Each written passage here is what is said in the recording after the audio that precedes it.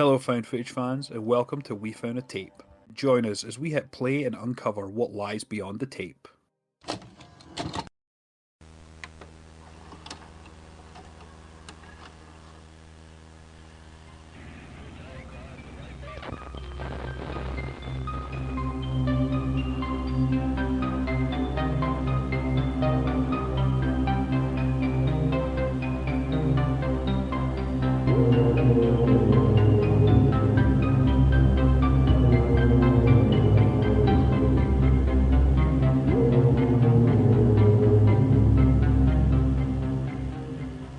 Welcome everyone to another episode of We Found a Tape. Today we're going to be answering some ads online, and we're going to be getting some money, and we're going to be driving all the way out to the middle of nowhere. Just kidding. We're going to be talking about Creep. I'm gonna bring my mask with me. Yeah, your peach fuzz mask. Yeah. Hell yeah. Just in time to celebrate the release of season 2 of Creep Tapes, which comes out today, which we'll be watching and obsessed with, just like everyone else. But we thought it'd be pretty fun to actually dive into the original, which is spawned this franchise of 2 movies, season 1 and then now season 2. I also believe that we might be getting a Creep 3 that's in the works. So that's pretty exciting. Everybody loves an origin story. Everyone loves an origin story, yeah. And I guess that's kind of what the show's like. My understanding is it kind of, even though he's obviously much older than what he was in the original, I think it sort of gives us a bit more of the backstory of this character that we know and love by many different names. In this film, he is referred to as Joseph, and towards the end as Bill. So I don't think we'll ever really know his name, his true name, his government name. Probably like Henry or something like that. He looks like a Henry. Yeah, he does look like a Henry. You're right. Maybe a Jim. Yeah, Jim, like a James or something. Yeah, I can see that. But yeah, Creep came out in 2014. It was directed by Patrick Bryce and co-written between Patrick Bryce and Mark Duplass. Very small cast, very confined to that remote sort of cabin in the woods, which is typical of found footage, of course, that we know and love. But it was very effective and very influential to a lot of other filmmakers that wanted to make films in general, but also found footage films. Particularly, I had my winemaker shirt on. I know for a fact that Emil was quite influenced by the movie Creep, and so many other films with small casts are always sort of overshadowed by that relevance to Creep. I think, at least that's my thought when I watch a film with 2 powerful leads and the battle between good and evil. Sometimes that's all you need. It's just 2 people and a camera. Sometimes it's 1. Totally, yeah, and I think it's very impactful the way that it's done. It's very bare bones, very minimalist. The place that they filmed is in California. I think it's I don't remember the name off the top of my head, but I will probably look it up afterwards and pop it up in the corner. But it's very remote. It's in California, and it's clearly like a cabin that they've rented out, that they've used for the film, and it's basically like a national park. So there's a lot of scenery, a lot of greenery, and a lot of walking trails and other things like that. So I think location is always a huge thing for found footage, I think. Actually, it was filmed in Austin, Texas. It was? No, I'm just messing with you. That's funny. But yeah, this movie is a good one, man. It really it's one of those things where you go and meet somebody that's weird at first, but they just get weirder as it goes. And you knew right off the bat looking at this guy, okay, this guy's a weird one, but you don't know how weird until you start mixing it up with them and start conversating and doing things and things like that. So it was definitely a fun one. But before we review it, let's hit them with the old synopsis. So I wrote this earlier. I thought it was quite fun. Creep from 2014. Under the guise of quick money, Aaron's answer to an online ad turns deadly when he meets the eccentric manipulator Joseph. Very well done, sir. And yeah, some people will do anything for money. Yeah, and I think really that's the core the core plot point of Creep is ultimately Joseph, played by Mark Duplass, posts ads online, try to get videographers to come out and follow him around and film him for, I think he says like $1,000 is what he's gonna offer. In this case for Aaron, who's played by Patrick Bryce, who's also the director and co-writer, he ultimately goes to he I guess he travels somewhat far. He's in California, obviously, but he's traveled a bit because he does mention at some points throughout the film that it's quite a journey to get back to where he is. And yeah, that's really how Joseph manipulates him to come out there. And the thing that I noticed, I mean, every single time I've seen this film, is that the red flags just keep getting more red and glaringly obvious that this guy is an absolute nutcase, and he always has an answer for everything and always sort of manipulates the situation to pull someone back in.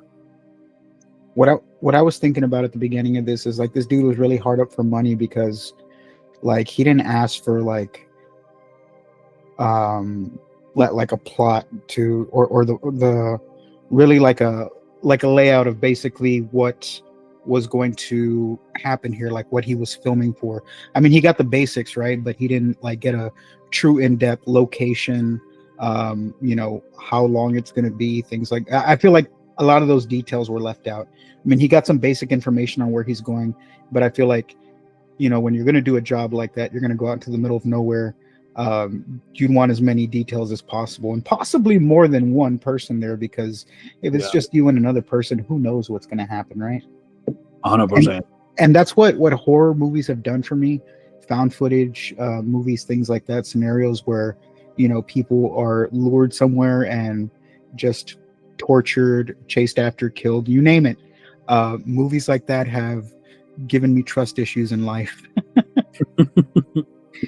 Yeah, I mean, it's really there to teach us. I mean, the key component of this whole film, this whole franchise, really is just stranger danger is a real thing.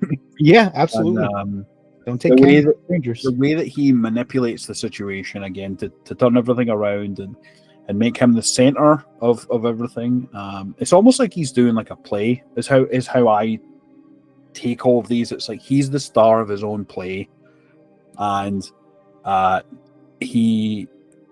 reason that he's able to manipulate these people in such a way is due to the fact that he believes what he's saying is the truth. So therefore, he can convincingly say, like, what he's made up. He'll like look at something like, a prime example would be when Aaron first gets to the location. He starts to show him around. And he points to the pictures of like, it was like bears, like paintings of bears. And he's like, "Oh yeah, me and my dad did those. Me and my dad painted those." No, you fucking didn't.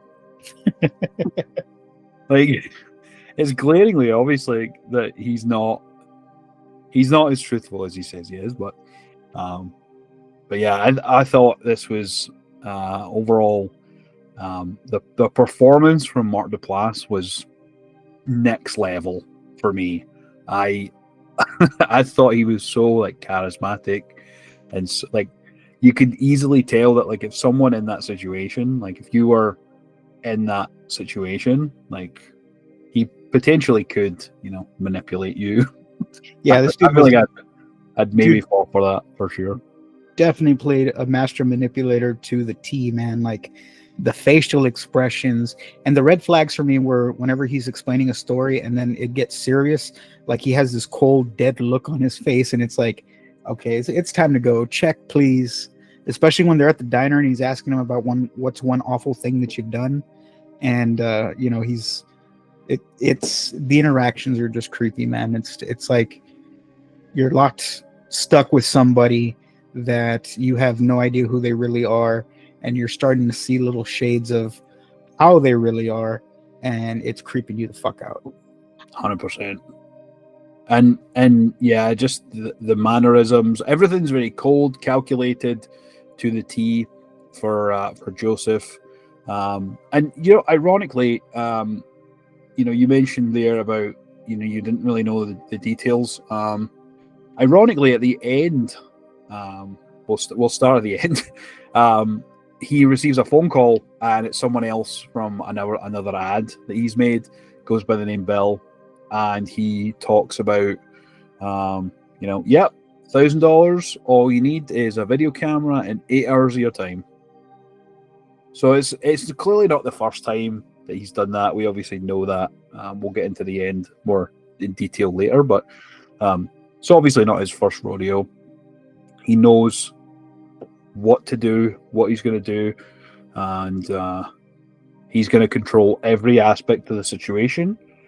And this is a glaring example of how he does that with such callousness and calculation. Yeah, for sure. This this whole thing, like where he's explaining his life and talking about how he has cancer, he's using the story that he has cancer and he's dying. Right off the bat, dude, he takes him into the house, right? You were talking about how he met him outside and everything. They go into the house, the cabin, whatever it is, and they're, he's talking with them. They're trying to get to know each other, or at least he's trying to get to know the cameraman. And they go into the bathroom, right? And right off the bat, this dude just gets butt ass naked in front of him and jumps in the tub. That right there, I would have walked out at that point. Okay, I would have been like, keep the $1,000, buy yourself some therapy. We'll call it a day. But he gets in there. He's trying to make a video, what it seems like, for his child that's either on the way, or I can't remember if the child's on the way or it's already born. But he's doing this video documentary for his child because he's not going to be here one day because he's dying from cancer.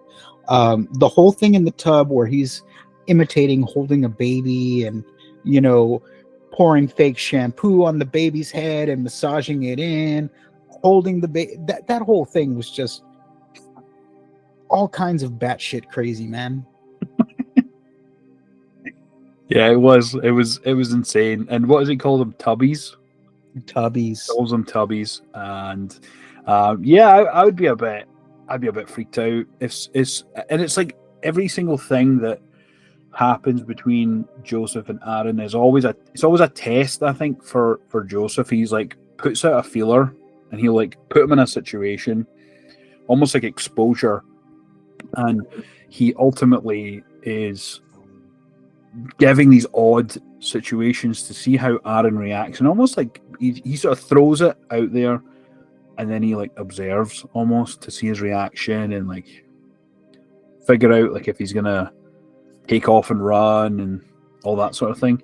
That I think is the first sort of main test. Like, and is another main test that he does right at the very beginning when Aaron gets there is he gives them the money right away. He's like, "There you go."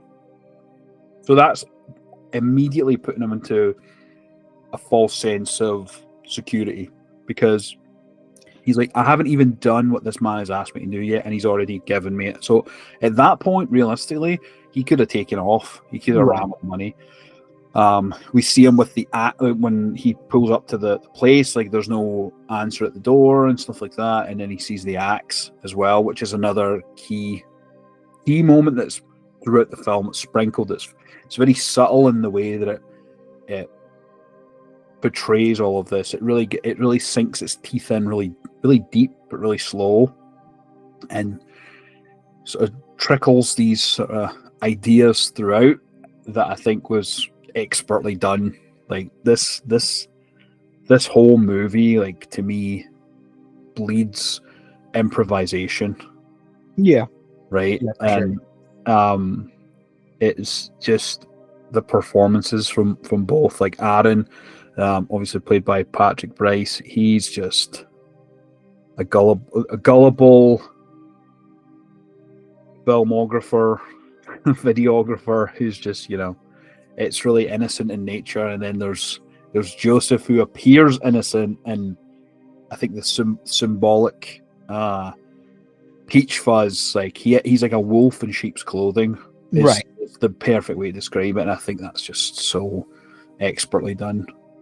Yeah, and I think that going back to what you were saying about how, he was seeing how far he would go. It was just a matter of him testing him to see at what point he was gonna try and walk out, like how much detail and how much stories he can give him before it became like, okay, this guy is clearly scared now and he's trying to leave.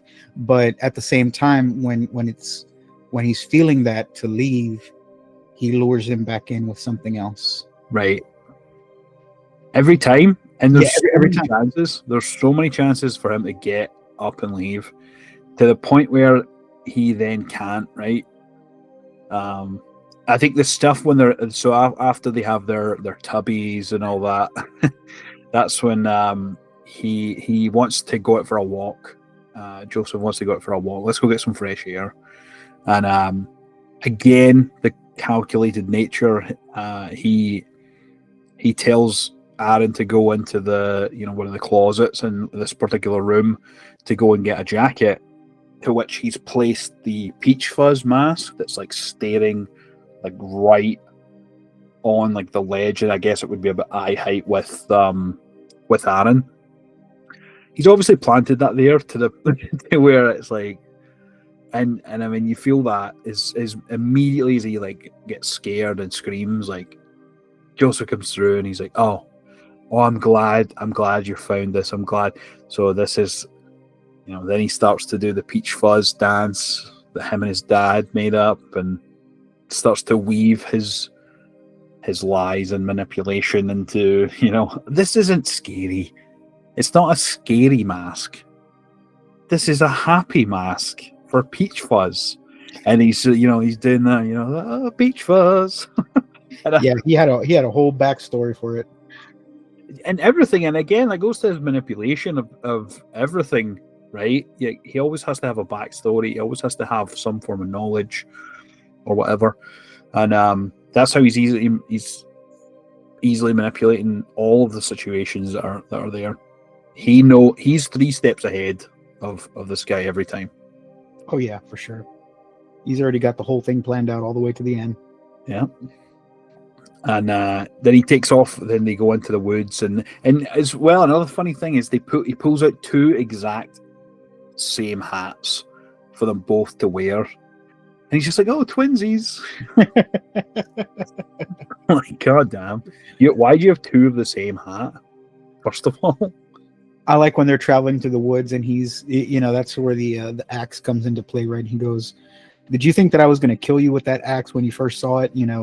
Things like that. Like it was very like, he was very direct too, and asking things like, asking like not subtly. You're just straight out flat. Did you think that I was gonna, like, that's something you wouldn't ask somebody like a normal person, right? They would have just been, it just wouldn't have been talked about. Nobody would have like said, "Did you think I was crazy? I was gonna kill you with that axe from the first time that you saw it," and things like that. So it's yeah, this guy's definitely yeah, he's a few fries short of a Happy Meal. very. They forgot the toy too. Yeah, he forgot the toy. But yeah, it's for me, I think it's well paced in this. Like, the runtime is what, 1 hour and 17 minutes, I think, is the overall runtime of this, which, it's a decent length for a feature. It's pretty concise in the way that it sort of tells a story. I think towards that middle part, you start to see where he's like, each situation kind of gets a bit more elaborate, and we move into, once he's back from or when they're going through the woods, they're going to um, the miracle fountain or the miracle, water for them to go and take a dip in. The cancer healing water, as he puts it. And they're in there, they're taking dips in the water, they're putting their feet in and all that, and then he comes across and shows them the rock formation, which I thought was insanely cool. The heart-shaped rock formation. Yeah, the rock formation thing was pretty cool. Just to see like natural formations like that made from like water and time over rocks. It just carves it out, and it was cool that it was in the shape of a heart. What I laughed about in that whole thing is they cut to where they're both standing in the water, right? And he does that whole thing. What I didn't catch was, did he do the cross on the cameraman, or was it just kind of like a down thing with the water? I think it was like, it's funny because I was looking at the same thing, and I think he just like, I think Joseph maybe does a cross, but I know that when Aaron does it, he's sort of like, he's quite hesitant and dips his finger, and then he does it here and then here and then like here. yeah. That's why I was kind of like, what are they doing? And then he's kind of like, do me next, like a little kid. It was funny, like my turn. Yeah. And then there's a lot of running around from Joseph in this one, where he's running through the woods, and they're like, he's like, oh well, like I don't remember where we're going, and then Joseph's like, yeah, me neither. Like, Well, I think wow, we should head back. We've taken a couple of forks already. Yeah, a couple of forks, and then as well, like he gives too much trust to Joseph, right? He's like, he's told them, oh yeah, I've grown up here, and like, this is where my family lived and all that. But like, realistically, that's not true. And Right. And ultimately, they're lucky to get out those woods. To be fair, because none of them were paying attention. Otherwise. And again, it goes back to the calculated and callous nature of Joseph. Maybe he's done a couple of hikes, he's figured out a trail, and he's confident enough to be able to, take these forks in the road and take these runs and do that, and he'll still sort of have a sense of where to go. And maybe that's the case, I don't know, but yeah, he's too trusting. Yeah, and going back to the beginning, I think a lot of it, the cameraman sticking this far in, and we're not even halfway through the film, but the fact that he paid him the money in the beginning, now he's paid, he has to do the job. So like, as a method photographer, you get paid to do the job, you do the job, and but this time it was kind of like a flip on him, because you get paid at the end to make the money. You get the money now, so now I have no choice but to stay. So now he's kind of like going with it, whatever he's doing. It's like, okay, this guy paid me to film this, whatever, Right, exactly. And yeah, after that, that's when he's like, let's go get some food. Like, there's this place, like the pancakes are to die for. Like, the pancakes are the best. And then as soon as they sit down and he opens up the menu, he's like, I wonder what's good around here. And he's just like, well, I thought you said the pancakes. He's like, well, yeah, well, obviously, but I'm just mean, like, they've changed the menu. So again, that quick manipulation of the situation, and he's just, Right. Aaron's just kind of, I think he has his back against the wall. He definitely is. He's not as naive as probably some of the other people that he's dealt with, and I think that's probably a reason why he likes Aaron going through, the story and how it progresses. I think that's how he has a fondness for him. He's not as naive. He does like almost like put up a bit of a fight in a way, not physically, but like with his wit in a way.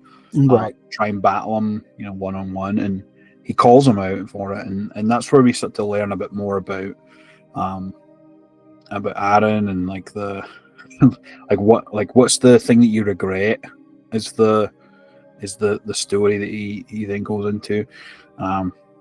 I think it's this part is when he's talking about he used to piss himself all the time, Yeah. and he had like the machine, the alarm that triggered whenever he would wet himself. It had like a trigger that would go off, and it would like, would it shock him, or would it just like go off like I an think it alarm? was. I think it was just an alarm, if I'm not mistaken. Right? How fucking embarrassing would that be? Yeah. And then the alarm goes off afterwards. It's like, but It's even it makes you wonder, like, was there some kind of like sensor that detected moisture? I mean, did he have like a sensor wrapped around his pecker? Every time his pecker would tense up, it's like woo woo woo. I don't think it was. I don't think it was quite like that. I think it was more so it was attached to his pants or his underwear or whatever, and whenever moisture would build, because when you pee yourself, right, it like is absorbed into the fabric and it just spreads. So it's in a place where that would happen, and it would trigger, and then the alarm would go off, and yeah, that's insane, man. How weird would it be to be walking around and your pants start alarming? Right. Yeah, that'd be fucking crazy. And then then he Joseph then again is like he does like an exposure of something, and then he sort of reels it back in to manipulate the situation again. And this time he shows that he was taking like pictures of Aaron as he arrived at the property to come and see him. Like he was behind, walls, and he was like taking all these zoomed in pictures and things like that. And that's where he's like, "Oh yeah, this is my big regret." And then he's like, and I'm sorry, and we can get past it, and blah blah blah. And that was creepy too, man. It's like this dude was just watching him from the get go, shows him the photos that he took. That was creepy. And I think that really scared him because, after that is when, although Aaron, he had his wits about him prior to that, but after he showed him that's when he's just like, okay, I need to get the fuck out of here. And they head back to the place, and that's where he's like, oh, we're gonna have a whiskey and like, round out the night type thing. That's funny how he just lured him back in with the whiskey, Yeah. And they walk back up, and he's just like, "Oh yeah, I'm gonna go." And he's like, "Oh, I thought we were gonna have a whiskey, and like we were gonna like commemorate this, celebrate the situation, and all that sort of stuff." And again, Joseph, the master manipulator, is able to pull him back in. Like he's on the brink of leaving and taking off, and never to be seen again. And again, he manipulates the situation, and it's then when he starts to hear a lot of very odd things about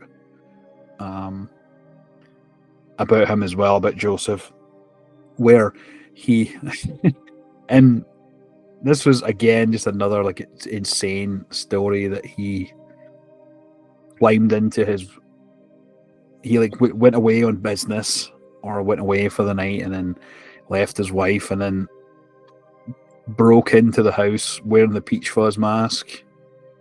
Yeah, man, that was a wild story. Yeah. He actually realized at the end of the story that he had, raped his own wife. That was crazy. That was a crazy story to tell. And that he asked her how her day was the next day. And, she kind of just, everything was great. How was your day yesterday or whatever the case was. And that was an insane story. Yeah. And again, like it goes down to the manipulation of Joseph, because, that's when Aaron really puts his back against the wall and he's like, right, I really need to get out of here.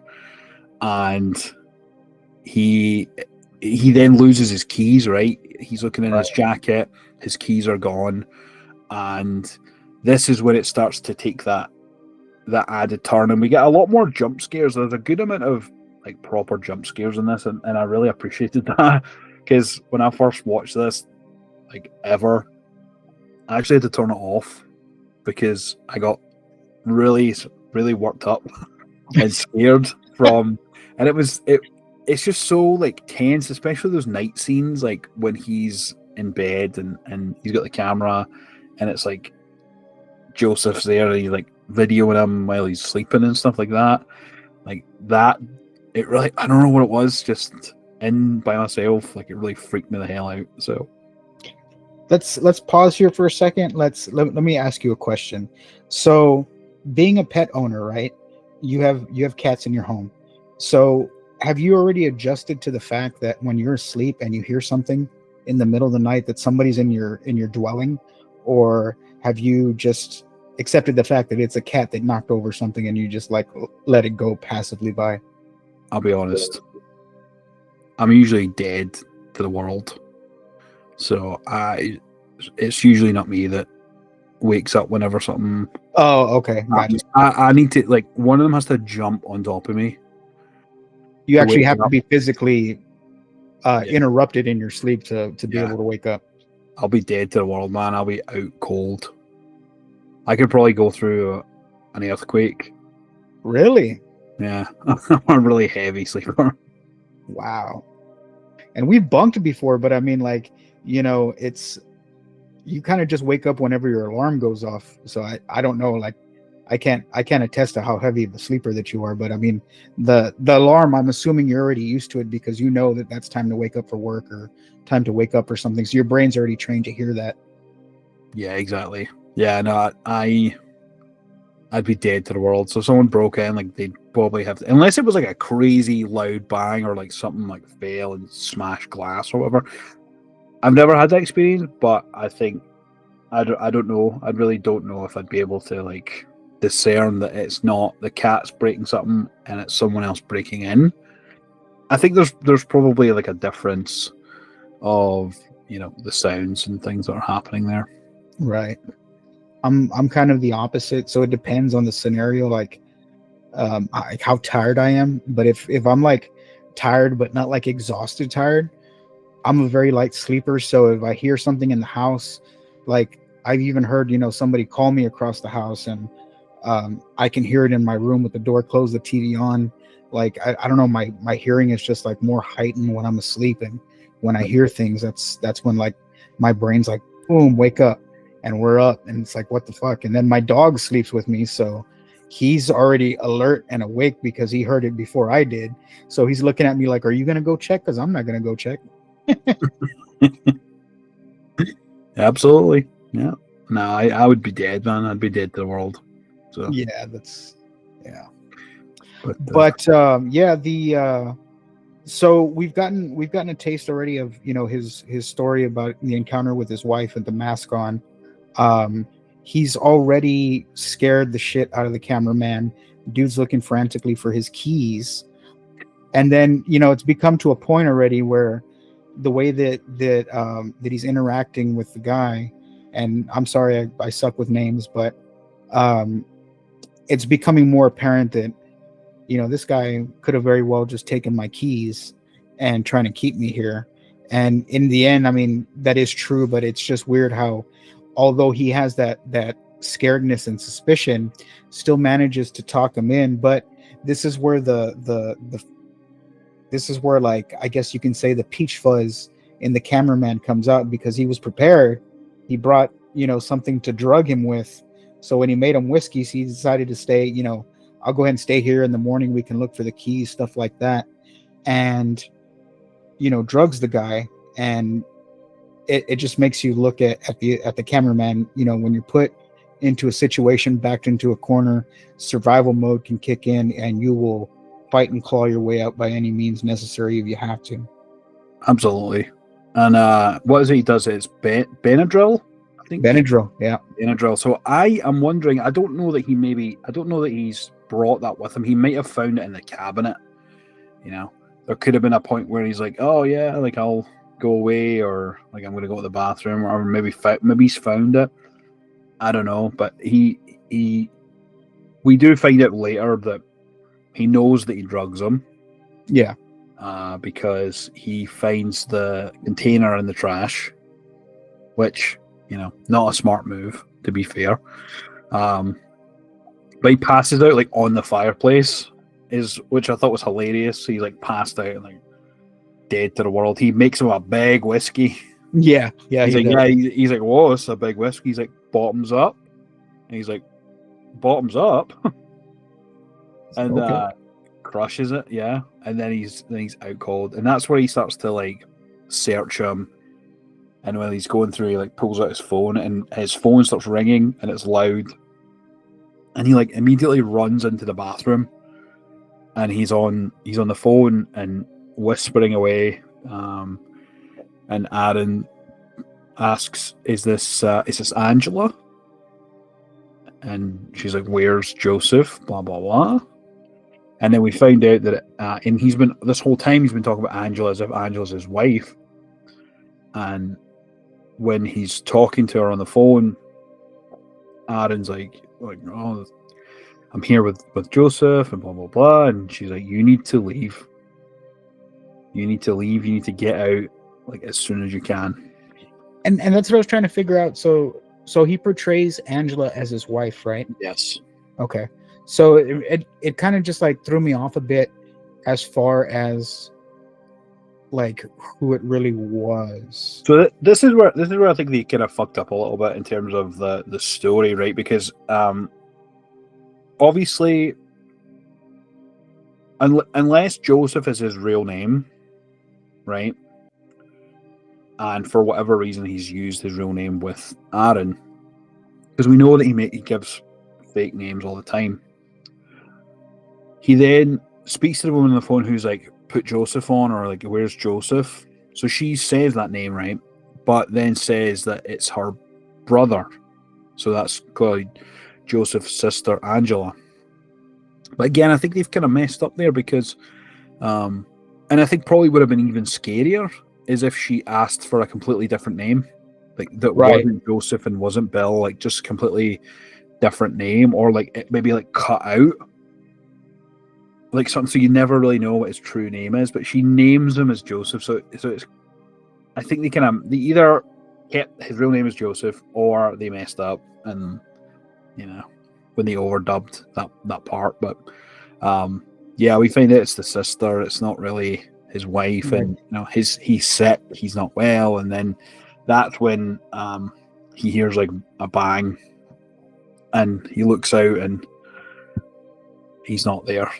He's not. He's not at the fireplace any longer, and he looks out to the the screen door, the balcony area, and it's opened. So he's woken up out of his sleep, kind of probably still dazed, I think, and then he's gone outside, and that's where Aaron follows him, and then he like pops up behind him. And that scared the shit out of me. Yeah, it was a good scare because it's like you turn the camera, all you have is the view of the lens, and it just goes right into where he's standing. It's almost like he wasn't there a second ago, and now he's there. So it's scary. Yeah, and following that's where we kind of get, and I think it's quite a smart way of doing it. I think it's quite unique, where he runs away, he confronts him, tells him like, "Listen, I know that you're not well. Like, I know that you're like you've been lying the whole time, basically." So that's when he sort of like has this mental break, and he runs away and he gets the peach fuzz mask, and then he's like standing at the door, and he's like, "I'm gonna leave," and then that's when he runs away and hides, and he's standing at the door, and he's like, "Listen," he's like, "Are you trying to scare me?" and things like that. And he's just like non-verbal, right? And the peach fuzz mask kind of like gyrating his hips, kind of as if he's like getting into this is his like true identity type thing, where he's just kind of like this is the one that he hides within. This is how he like shows him his true self, the wolf in sheep's clothing, and that's when it cuts to they sort of tackle each other, and there's a bit of a kerfuffle, and then it cuts to black, and then it cuts to like daytime, and Joseph's like carrying these like bin bags up the mountain, and it's like a false end. It's like a like a red herring type thing where he starts to dig, which he's on an incline on a mountain, and he's digging like a grave. Right. And I was like, what a horrible place to dig a grave. Rather than on flat ground where you go down, it's like to the slant. Yeah, you're just digging into a slant. Wonder how hard that is when the dirt keeps falling in the hole. Right. Yeah. But no, he starts to, dig away, and then it like pauses, and then it cuts to Aaron, and he's like at home, and it's during the day, and he's fine. He's not dead. Right. He explains that he received this in the mail, and that means that Joseph knows where he lives, and he's like, I don't really understand what this is, but he's digging a grave. Maybe that's someone chopped up or dismembered or whatever. And he then explains that he ended up escaping and somehow managed to get home. This is another part where I think they messed up a little bit. He's like, I had to get my car towed. I mean, that leads you to believe at some point then he called the because he had mentioned that he had just disappeared right after that whole ordeal. The guy was gone, so he did have his cell phone. So maybe that's one of those scenarios where you kind of got to let it play out in your head with life experiences, right? So like for me, if I've ever broken down on the side of the highway, I'll catch a ride with the tow truck guy, and he'll take me home with my car, pay him the fee, and then call it a day. So I mean, that's very well how he could have gotten home. Yeah, true, but also as well at the same time, like where he was very remote, and he ultimately would have had to have like ran away and hid in some capacity, and maybe that is what's happened here. We just don't know that. We don't hear him say that and explain that. But there was he ultimately explains it, fills in that little gap there, and I think it would have been a good thing to add that little part in to kind of add a little fear in there, just because had that cut to him laying out in the balcony or the porch or whatever, he would have woken up kind of dazed, confused, still worried about where this guy is. He's gone, and maybe at that point, maybe him walking out into the woods and not necessarily the whole process of how he got back, but leading up to that, even if they switched to that still would have added a little bit more fear, because you're still worried about the guy. Obviously he's not around anywhere, but he could be. Right. Yeah, and it's from there, that's kind of where we get to there's no more Joseph and Aaron. It's just them both separately. They're ultimately communicating through this, like he keeps dropping off like DVDs and all that, and like we start to see that's where the moment is where Aaron's gets his camera near him, and he's like basically filming everything and making sure he captures everything, and that's where we see he clearly breaks in and he like shows off, and he sends the package with like the wolf in it, which has the locket, which has a picture of Aaron and Joseph. He like puts a knife to it as well, and he's like, you have to like you can cut it open. It's very like he's like, and what's interesting on the DVD, which is what I watched initially, there's a couple of special features on it. One of which is it shows you the DVD that Joseph sends to Aaron, and it's him like sitting in the woods with like a black shirt on, and he's kind of very stoic, and that's where he's telling him like, listen, I know that you drugged me, and I'm willing to look past that, like we can be bygones, and that's where he knows that he's ultimately done something. because he like wakes up like unbeknownst, and he's got like this like DVD and all that, and it's just the elaborate nature of an eccentricity or of Joseph. He ultimately again controls the situation, and again, which I never understood, but he again lures Aaron to come out by, oh yeah, come and meet me in this like open area. I would like to clear the air, he like breaks, he like tosses, he tosses everything out basically, Aaron, and we see a point where he hears like a loud bang, and we see Joseph in the background,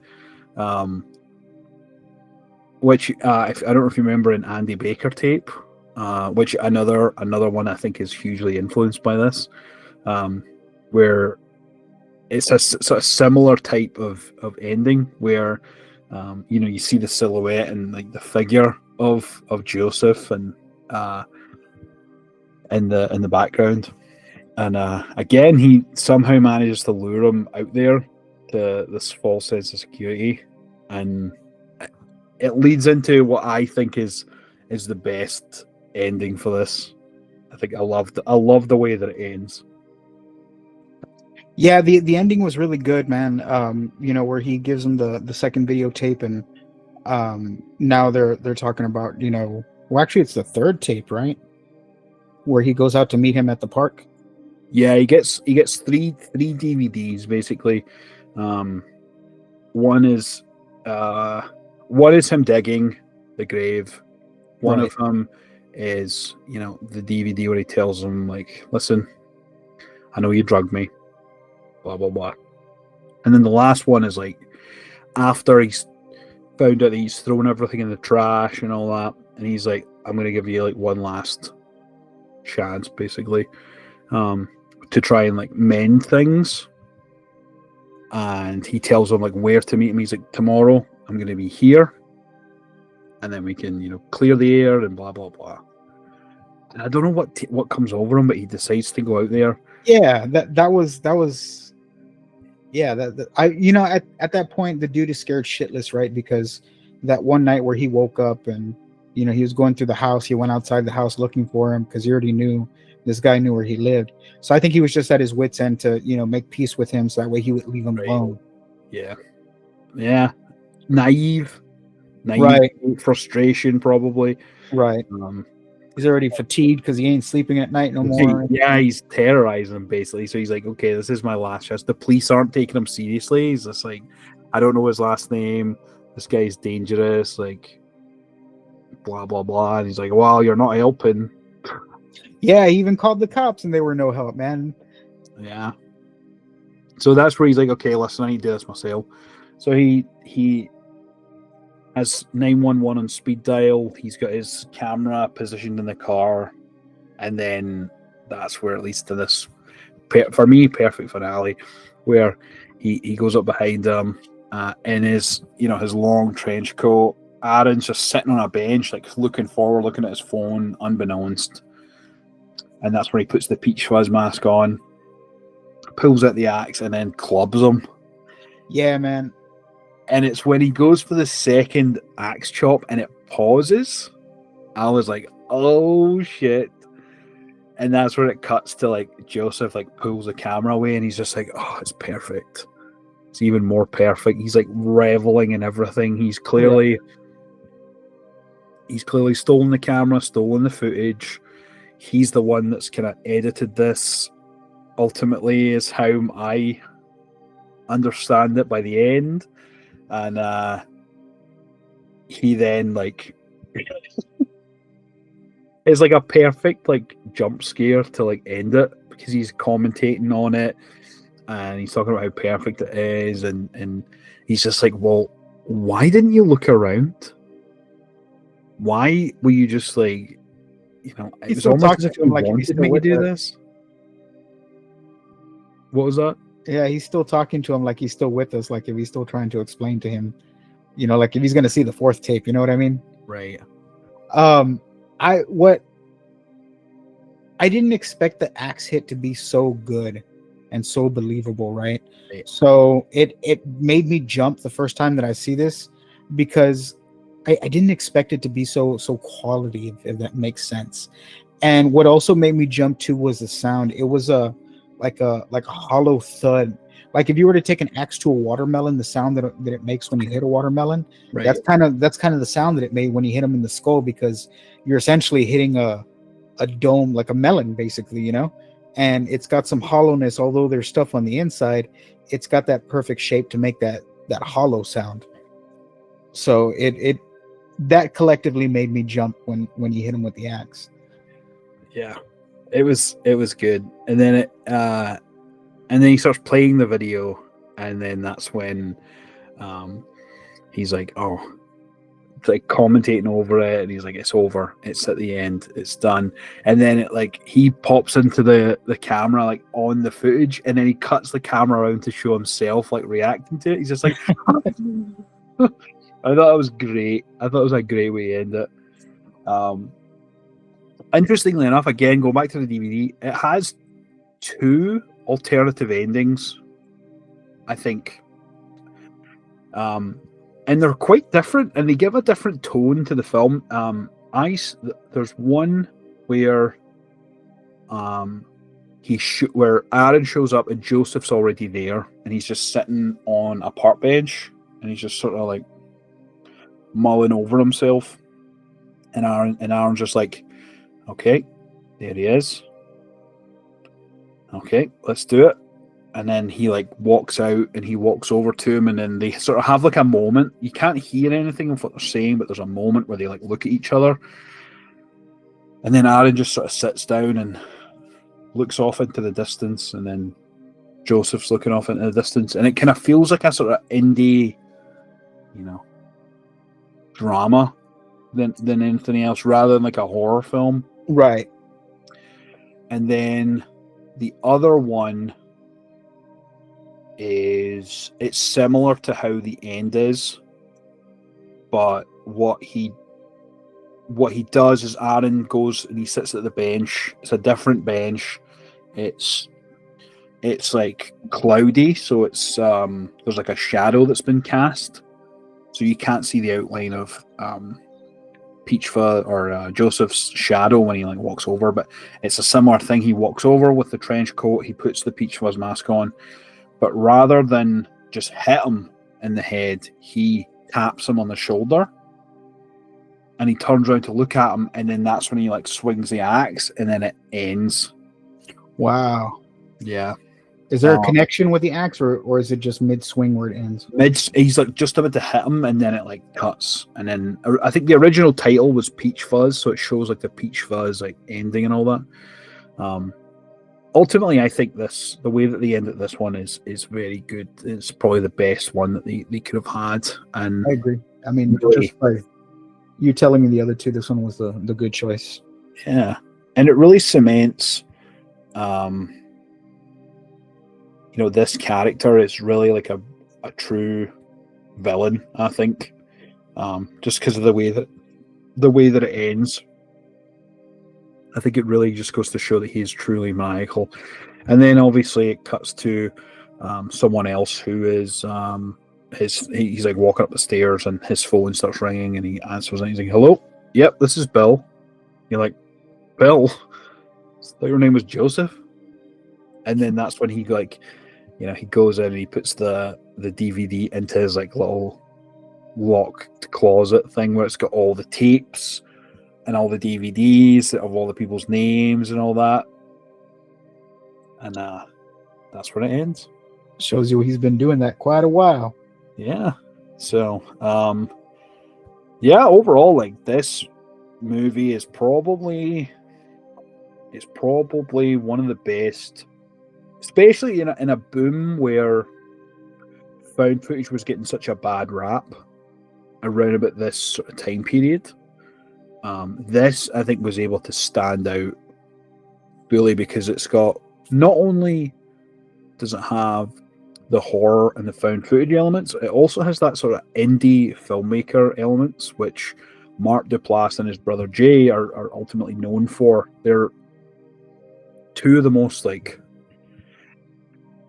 high profile independent filmmakers out there, and really it's based on the name of Mark. Ultimately, he's got a lot of like Hollywood roles, and he's appeared in TV shows, and like he has a very successful run. But his true art and his true um, passion is just independent filmmaking, like filmmaking on a budget.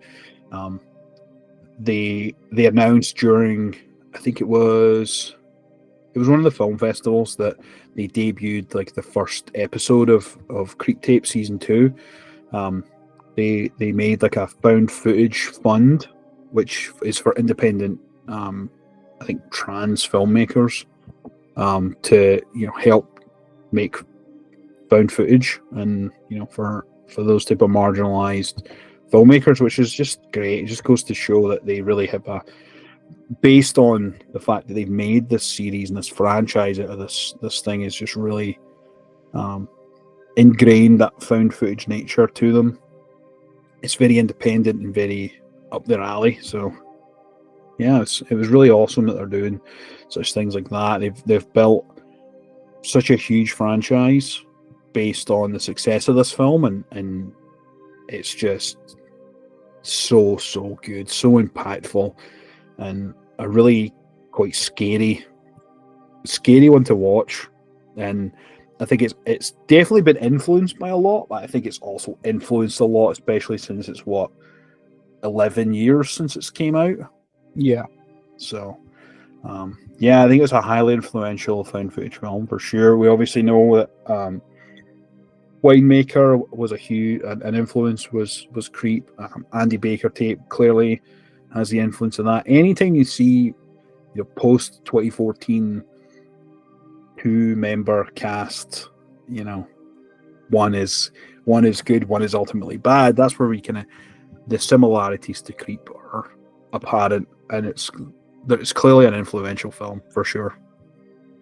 Oh yeah, for sure. Yeah, this movie was definitely creepy. Hit all the right tones. Was there a gap or two in the story? Sure, but overall, quite enjoyed this one. It was definitely good.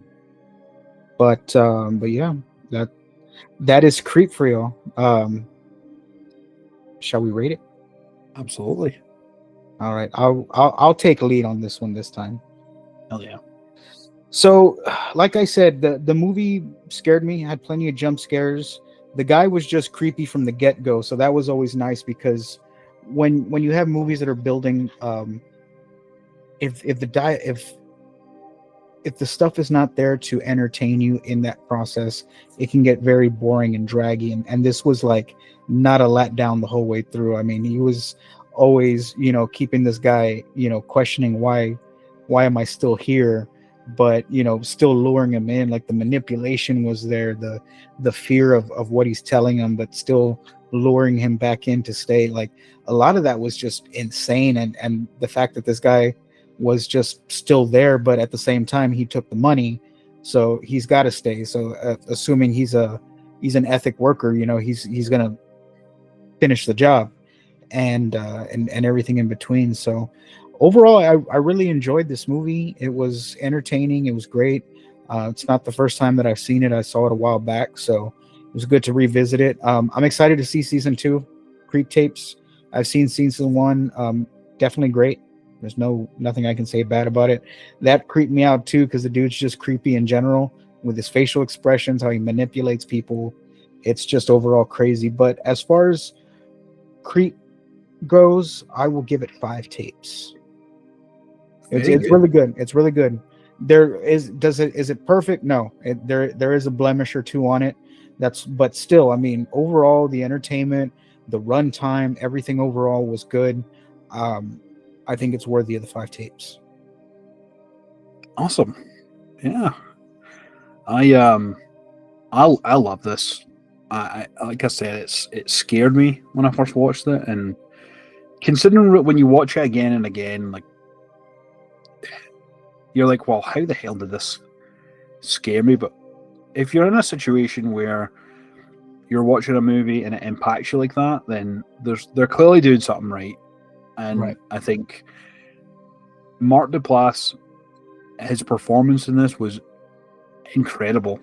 I had known him before from a show called The League, which is about fantasy football. It's like a comedy show, and it's mostly improvisational, is what I remember of it. Like, I watched a lot of the show, and this guy's improvisation work is just impeccable. He's clearly a well-trained, calculated actor, and I think this performance of him being a calculated, callous, manipulative, serial killer is almost too perfect. It's quite scary how good he actually is in this, and it's from the subtleties of small facial expressions to choice of words, and I think both Patrick and Mark did a fantastic job. I think I'm more than proud of calling this like one of my favorites. It's definitely in my top 10 for sure. I think if there's others that I think would edge it in like a top 5, but I think this would probably be like 6 or 7. And that's, there's so many found footage out there, and there's so many great ones, but this really stands out as one of the best. They built such a massive franchise from it. It's done incredibly well. It's incredibly creative. The setting of it was just so well done. Yes, there's a couple of blemishes and sort of slight plot holes in the story, but I think realistically I can get over those. Yeah. Because overall, it was, to me, I think it was a golden tape. Very good, sir. Very good. So, yeah. No, it's so good. So good. And I am too excited for season 2. Yeah. Yeah. But that brings us to the end of the episode. Don't forget to follow us on social media at We Found a Tape. We're also available wherever you listen to podcasts, whether that's Spotify, Amazon, or Apple. And we're also on YouTube, all at We Found a Tape. And guys, when you're out there and you're taking jobs on the fly and you're answering those Craigslist ads, be sure to probe the person properly before you take that job. And if they give you the money first, that should be a red flag. So just keep that in mind. But with all that being said, don't forget, be kind, rewind. We'll see you on the next one.